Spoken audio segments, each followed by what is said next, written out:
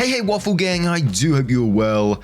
My name is Mark and today we're checking out some more relationship stories, and if you do love a Reddit story, you cheeky so-and-so, why not consider hitting that like, subscribe, maybe that notification bell too, or really does help out the channel. Let's crack on with today's first story.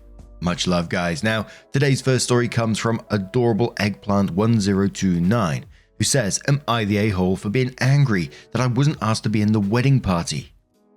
One of my 28 female best friends, Mark, 28 male, just got engaged, and he and his fiancée are planning to get married next spring. For context, Mark and I have been good friends since high school.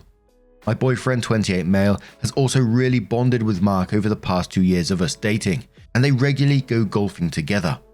I've also done lots of couples vacations, dates, outings together, and we're seemingly very close to Mark and his fiancée. My boyfriend and I just recently went to their house for a party, and Mark and his fiancée asked my boyfriend, whom they known through me and only for a couple of years, to be in the wedding party as a groomsman. I was not asked to be a bridesmaid, so I would not be involved in the wedding party at all. When I asked Mark about this, he said it was because they wanted even numbers, 5 groomsmen and 5 bridesmaids for the wedding party, and that his fiancée already had enough bridesmaids. I thought for sure I would be asked to be in their wedding as a bridesmaid, seeing as they were my good friends, and I would have 100% included them in my wedding party if I ever got married. So not only was I not asked to be in their wedding party, but my boyfriend, whom they known for all of 2 seconds, was. I felt very hurt that they would ask him to be a part of their big day, but not me. I confronted Mark about how hurt, sad and angry I was about this, especially because I don't know if my boyfriend and I will even still be together a year from now. Mark told me that he was sorry that my feelings were hurt, but he and his fiancée don't want to apologize for doing what they want with their wedding. Mark told me that this situation has impacted our friendship, especially since he doesn't think they have anything to apologize for. My boyfriend declined to be a groomsman, and we haven't spoken to Mark since. Am I the a-hole? Edits. Just to clarify, I never expected to be asked to be in their wedding. Of course, I would love to be in their wedding party because they are my friends. I've been friends with Mark since I was 16 and friends with Alyssa, Mark's fiancée, for going on 8 years now. And I would love to celebrate their love and happiness, but I never demanded it. If they never would have asked either of us to be in the wedding, I would have been totally fine with that. If that they asked everyone else in our friend group to be in it, including my boyfriend, it's that they asked everyone else in our friend group to be in it, including my boyfriend. Everyone except me. When Alyssa, Mark's fiancée, talked to me about it, she said the only reason she didn't ask me to be in the wedding was because of the matching wedding party numbers, which was disappointing and hurt. I totally understand that it is their wedding and they should do what they like, but I also hoped that they wouldn't exclude me like that because of the wedding party numbers. I know everyone says to not make it about me, but what do you do in that situation? Not say anything at all? I just felt a little blindsided. Maybe Mark and I weren't as close as we thought. Perhaps it's all for the best. Note, people are taking the boyfriend bit way out of context. My boyfriend and I have been off and on because of long distance issues, but we love each other deeply. He's currently living back home, but that might change in the near future. He might have to move across the county for work, and I'm not sure if I'm ready to uproot my life and move with him yet. That's why I'm not sure where we will be in a year from now. It's all up in the air currently. And as usual in the comments, people are asking questions to OP and OP gives additional information. So the first question is asked says, how long have you known Mark's fiancée? OP says the entire time they've been together, which is about 8 years. Next person says, does your boyfriend know you think you will last a year? OP says we have been off and on again because he travels a lot for work and may have to permanently move again in the near future. We haven't decided if we would try long distance if that were to happen or if I would move with him. We decided to cross that bridge when we get there. It's not that I don't think that we will last a year. We just both have done long distance before and decided that might not be the best solution for us. I wouldn't say rocky. We love each other very much. However, he might be moving halfway across the country for his job in the near future, and I have my whole life here. We don't live together currently and we don't have plans to get married anytime soon, so it's hard to say whether or not I would uproot my life and go with him. Don't get me wrong. I'd be completely heartbroken if he moved away. There are just too many factors at the moment. It's complicated is the term I would use, not rocky. A commenter says, if you never expected to be in the wedding party, why are you so offended? By making a big deal of this, obviously they feel you are demanding to be in the wedding. And what do you do in this situation? Say nothing at all and just go to the wedding as friends and that's it. OP says, maybe I'm insane, but that seems easier said than done when you have to literally watch all of your close friends and your boyfriend participate in their big day, knowing they didn't want you to be a part of it. It doesn't even have to be about the wedding. If they planned a simple trip to the zoo with everyone and excluded me, I'd still feel hurt. I didn't expect to be asked to stand in the wedding initially. I also didn't expect them to ask everyone in our friend group except me, including my boyfriend, all on the same day at the same time. After that, it kinda felt shitty. The sad part is, I would have been totally fine had they not asked my boyfriend to be in it. I would have sat with him that day and watched all my friends participate in their big day. It would have hurt, but I would have sucked it up. But adding my boyfriend was a slap in the face, insult to injury. I had to have known. I would have to sit by myself all day and watch from the sidelines, and everyone else takes part in their wedding day. I understand everyone when they say this wasn't about me, but what about after the wedding? I'd have felt so slighted afterwards. Next commenter says, were all the bridesmaids friends with Mark's fiance first, or did they sort of come into their life like you did? OP says, other than two of the bridesmaids, her sister and sister-in-law, the other three bridesmaids are all Mark's friends originally, just like me. We all run in the same circle. They are mainly the girlfriends of his groomsmen, who all just so happen to be his friends. Does that make sense? Another commenter says, if he does end up moving away, and you go down the long-distance relationship route, how do you think this would affect the wedding party? Would he still be invited or attend? Might you be a groomswoman? Would they pick another male for the role? OP says, that's what I don't know. I don't understand what they are thinking. If we, God forbid, broke up 2 months before the wedding, then what? Guess who has to sit that wedding out to not make it horribly awkward for everyone else? Me, a regular old guest, or one of the groomsmen? When I asked Mark about that, the other commenter says they invited everyone in our friend group and says it's possible the friend group is exactly 13 people and OP is the sole person left out, but it seems questionable. OP says you clearly aren't from a small town. Yes, it's my entire friend group, except the family members obviously, and even if there were more people left out of the wedding party because they aren't close with them, does that really make the situation with me any better? Not arguing, genuinely asking.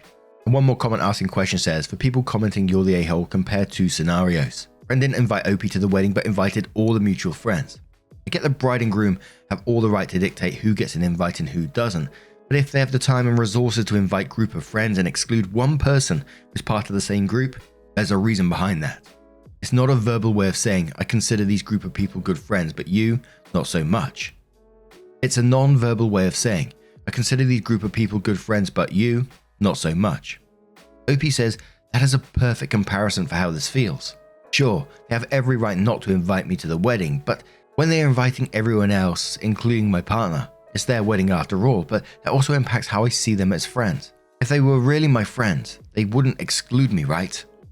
Now I've got to tell you on this one, OP was overwhelmingly voted you're the a-hole on this, so I'm expecting some flack on this one, but I felt conflicted on this one in terms of, you know, your wedding, your choice, which we talk about all the time. Absolutely, you should be able to do what you want at your wedding. But at the same time, if I was like in that wedding's position, I'd be considerate of other people's feelings at the same time. When you know you've invited the whole friend group to be a part of your wedding, including OP's boyfriend who hasn't even known the group for that long, and then to know you're going to be excluding one person from your entire friend group, which is OP, you got to know that person's going to be feeling pretty shitty about it. So I can't blame OP for feeling confused and hurt in this situation.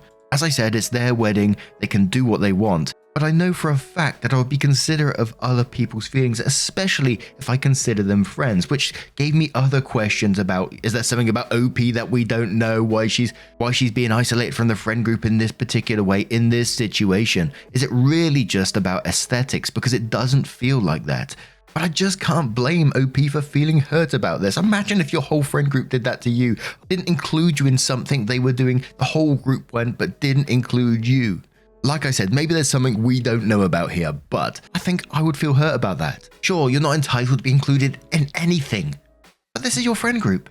And any friends that I've ever known have always loved and supported one another, but I don't know. Maybe OP's just learning the value of their friendships now. which is incredibly sad at the same time. And did I read it right that they was invited to be a part of the wedding party during this house party? And like I said, I'll gladly accept being the arsehole in this situation because I just know I would feel hurt at the same time in this one. But OP does come in with an update and says, I called Mark and we had a good chat. Unfortunately, in the end, we really couldn't come to a real consensus. I apologized and admitted that I didn't go about the situation correctly. I let my emotions get the best of me and I acted hurt and immature rather than level-headed. However, I still don't regret bringing it up to him. Also, he asked me what was wrong to start that initial conversation because he knew I was a little off after the party. I didn't just go to his house and throw a tantrum. I understand it's their wedding and they can do what they want, but I also have the right to feel how I feel about it. So many comments suggest that I should have sucked it up and went to the wedding as a guest with a smile, but our friendship would have been impacted either way. Our main friend group is comprised of 5 girls, including me and Alyssa, and 5 guys, including Mark. She took the 3 other girls in the group as well as her sister and sister-in-law for bridesmaid. He took the 4 boys, including my boyfriend as well, for matching numbers. If they hadn't asked my boyfriend, I probably would have been able to suck it up and watch all of my friends participate in their big day. Would I have been hurt? Yeah. Would our friendship be impacted? Probably, but I at least would have had my boyfriend there with me. But no, I was the one left out. It seems it truly was a numbers thing, but I just can't get that to sit right and I've tried. You cannot tell me that isn't hurtful. So yes, I am an arsehole, but at least I am sticking up for myself and not allowing people who I have been friends with for years to do hurtful things just because it's our wedding and we have to have even numbers. Friendship should matter more than that in my opinion. Thank you all for your input, no matter what it was. I truly appreciate the third-party perspectives. But now I'm going to turn this one to you guys. What do you guys make of this situation? Let me know your thoughts down in the comments below. And let's move on to another story, which comes from Miss CJ from a different type of subreddit, Tales from the Front Desk, which is a subreddit place where people from the hotel industry can come and share their stories of things guests do and say that make customer service a hated job that it is. Titled, Someone's Getting in Trouble. I don't know if this is serious trouble though, and it does come with an update as well. This weekend has felt like a lot. We've had windstorms and lost power twice, including about 20 hours starting yesterday morning. The outage was weird and not static, like all rooms seemed to have bedroom lights but not bathroom lights. Some had TVs, some didn't, some had the heater and AC, some didn't. She moved who she could. While a few complained here and there and grumbled, there was one person who kicked up an actual fit. One person who decided to try all 4 of us that worked during that 20 hours. I'm going to call him Buddy. I worked the morning shift Saturday and the electric was out around midday. This gave Buddy the chance to decide to leave because I know my supervisor would not have minded letting him cancel without charge. None of us knew how long the power would be out though, so I guess I don't blame him. He came down and I was so busy trying to find out what auxiliary lighting was working, transferring room information to paper for the next shift, calling management and finding my goddamn maintenance man. Where were you hiding? The power was out, man. Answer your walkie or come to the desk. I'm not even sure what he was whining about. I soothed him as best as I could, apologizing for the act of God. I'll remember to facilitate Zeus next time, just for you and Buddy, and explained we don't know when the power will be back. Is there anything that might make him feel better? I can give you one of the candy bars and soda pops we keep for super shinies if you like that type of stuff. He grumbled and walked off and my supervisor showed up soon after. The next morning I come in and my supervisor, yes she was there the entire time through night audit, let me know lights came on at 2 AM and while I was there that morning before she left we had the elevator back up and going, but she needed to brief me on things. She gave everyone she could, sans third party and prepaid and well, Buddy, about $40 off, so nearly every guest was given a $99 night, and she gave me the authority to drop it to $50 and even comp if need be. Surprisingly, not a lot of people griped and moped. Most understood and may not have been happy, but appreciated the fact that we weren't charged full price. She then told me about her and the night auditor's experience with Buddy. Buddy must not have slept much last night because Buddy called about every 3 hours to complain about something or asked about the status of electric being reinstated, and had already asked if his room would be comped. Luckily, she had the foresight to not immediately offer a comp, But what pissed her off the most was when she pulled him up the next morning and was discounting all the rates because she saw his. Our dearest friend Buddy had the $40 employee rate. He's an employee in another pretty local hotel in our brand. To make matters worse, possibly for him, is that he twice asked me about the rate and I explained it wasn't going to be adjusted. The first time he had the audacity to say, really loud, "This stay was horrible and you're charging us full price." I responded at the same volume that no one was paying full rate for last night because he was blatantly trying to stir shit up. Only one guy grumbled in agreement, but our front desk is right next to our breakfast area that was busy. There was intent there. The second time was checkout. Again, he tried to argue with me, saying the rate he was paying was irrelevant because of how bad the stay was. I told him how I was specifically told not to do anything with his. He tried to ask for a manager and I offered him my manager's business card because neither were there, but he promised to call back. One of my coworkers even told me he was still hanging around outside a little later and tried to bitch to them over a cigarette. Like, I don't know, man. Pretty sure you're acting like a toddler as a guest at another hotel isn't going to work out well for you, but I don't know your boss. With that attitude, we can only hope. Now, I've never worked in the hotel industry or any customer-facing job pretty much. I've got a lot of respect for anyone who does, because anyone who has to deal with the arseholes we've read in these stories and some people that I've seen in the shops before, obviously not everyone, a lot of good customers out there of course, just has my respect to being able to deal with that. But I can't imagine being in Buddy's position. You know, I can see this myself, being in Buddy's position, using your employee discount to go to the same hotel chain, kicking up an absolute fuss about things that can't be controlled, and just being an arsehole to staff all night. How that isn't going to backfire on you. They got all your details, they know you're an employee. Holy shit, that's going to cause a ruckus. Damn, I ain't used ruckus in a long time. I love a ruckus, I'm going to use that word more often. But Bodacious Vermin says, if I were your manager, I'd do my best to find out where Buddy works, at which property. I'd then write a letter to that property or the district manager detailing the relevant facts about Buddy's behavior, including his attacking the hotel brand, stirring shit up near the breakfast area. Buddy's a liability. OP says, best part is, he told several of us where he works. Oh dear, Buddy. What an absolute Burke. Bolt Princess says, bruh, $40 is not full price, it's a discount. The employee rate is already a better discount than the government rate. Buddy sounds like an entitled twat. OP says, he was. Whined the entire time. Our supervisor and the 3 others that work the desk as well as maintenance know this dude's face and where he works. So OP did add an update to this post which says, so the first thing my manager did when she came in on Monday, after getting settled and such, was to contact Buddy's manager. Sometimes she's a little too nice, but she's always backed me up when I follow policy. From Buddy's manager, she discovered that Buddy had only been working there a few months, so they agreed his manager would just talk to him at that point. Well, the next day, my manager discovered a formal complaint had been submitted to corporate by him, so she called his manager back. Between the two of them, they decided to follow policy and turn Buddy in.